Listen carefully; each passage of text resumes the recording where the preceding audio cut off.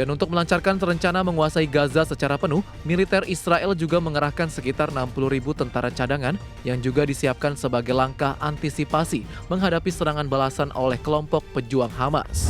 Paket kebijakan jaminan keamanan yang melibatkan Amerika Serikat dan negara-negara Eropa diperkirakan akan terbit pada pekan ini. Kebijakan keamanan tersebut dimungkinkan dengan memanfaatkan dukungan Presiden Amerika Serikat Donald Trump terhadap rencana pelibatan pasukan dari negara-negara Eropa untuk menjaga keamanan di Ukraina pasca perundingan damai dengan Rusia.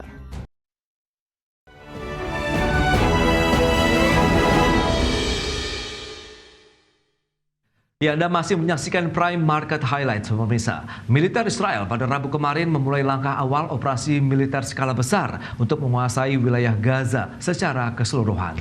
Ya, militer Israel juga mengerahkan 60.000 lebih tentara cadangan sebagai antisipasi serangan balasan dari kelompok Hamas.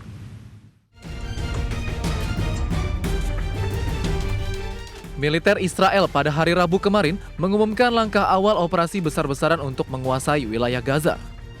Operasi militer dilancarkan sambil mempertimbangkan proposal gencatan senjata untuk menghentikan perang yang telah berlangsung sejak Oktober 2023.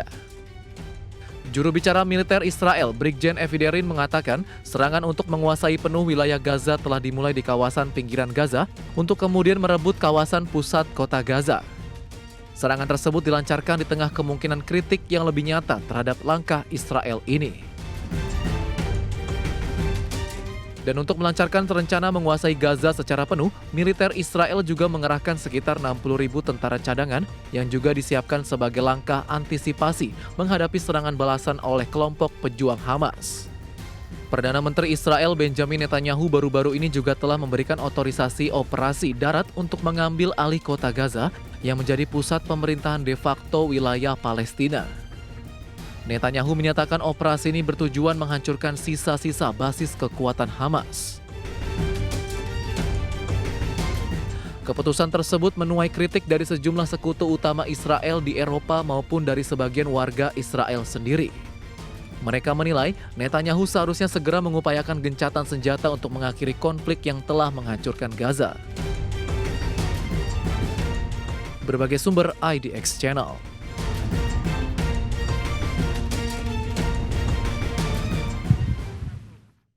Amerika Serikat dan negara-negara Eropa menekankan pentingnya jaminan keamanan bagi Ukraina pasca pengakhiran perang dengan Rusia.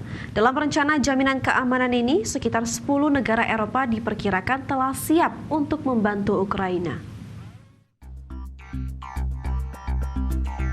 Paket kebijakan jaminan keamanan yang melibatkan Amerika Serikat dan negara-negara Eropa diperkirakan akan terbit pada pekan ini. Kebijakan keamanan tersebut dimungkinkan dengan memanfaatkan dukungan Presiden Amerika Serikat Donald Trump terhadap rencana pelibatan pasukan dari negara-negara Eropa untuk menjaga keamanan di Ukraina pasca perundingan damai dengan Rusia. Usai pertemuan antara Trump dan Zelensky yang dihadiri pemimpin negara-negara Uni Eropa di Washington pada hari Senin lalu, para pemimpin negara-negara Eropa kini menempatkan Ukraina pada posisi yang lebih kuat jelang pertemuan langsung antara Presiden Ukraina Volodymyr Zelensky dan Presiden Rusia Vladimir Putin.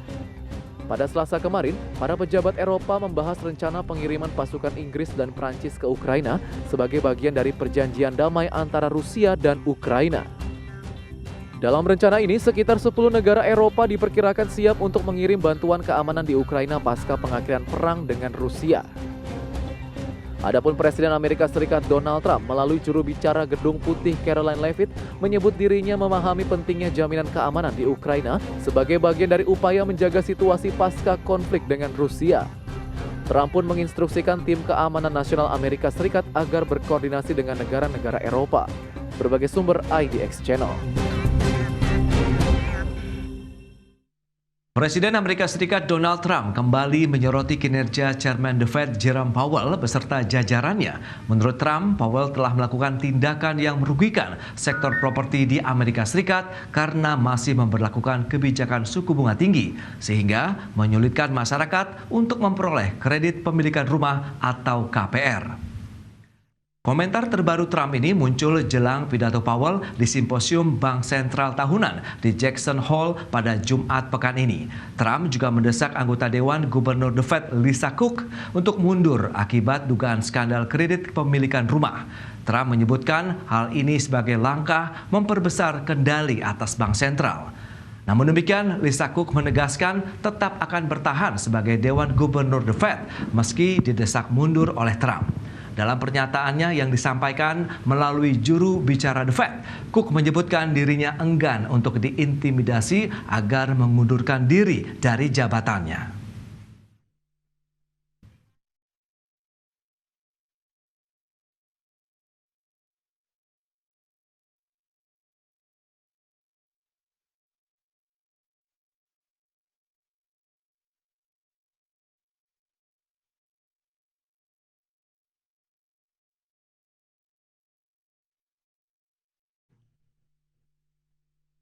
Otoritas Moneter China kembali mempertahankan suku bunga acuan pinjaman atau loan prime rate pada Agustus 2025.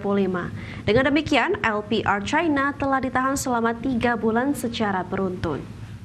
Bank Sentral China atau PBOC mempertahankan LPR tenor 1 tahun tetap di level 3%. Adapun LPR tenor lama 5 tahun juga dipertahankan di level 3,5%. Keputusan ini juga sejalan dengan survei Reuters terhadap 23 pelaku pasar pada pekan ini, yang menyatakan seluruh responden memperkirakan tidak ada perubahan pada kedua tenor LPR untuk bulan ini. Keputusan ini menegaskan sinyal bahwa otoritas moneter China belum akan terburu-buru dalam meluncurkan stimulus moneter baru. Keputusan mempertahankan suku bunga juga diambil meski ekonomi domestik menghadapi tekanan dari lemahnya permintaan dan data makro yang mengecewakan.